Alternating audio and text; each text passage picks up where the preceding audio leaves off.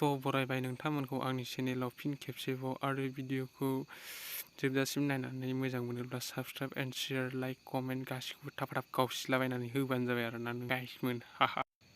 थ' आरोबाव फिन खेबसे जोंहा हाग्रामा सार आरो प्रमद बर' सारनि मिलौदो देंखोजों मेथाइ रोजाबनायखौ खोनानो मोनबावसिगोन आरोना गाइसमोन।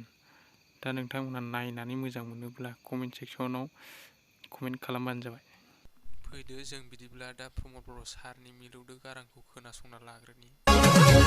जा एसे मोनगौ नोंनो आं हरजोबगौ आदि फोरमाननाय बोला खेलेकसे अननायखौ माराम खाना थानाय। आरोबाव जों हाग्रामा सारनि मिलौदो गारांखौ खोनासंना लाबावनोसै आरोना।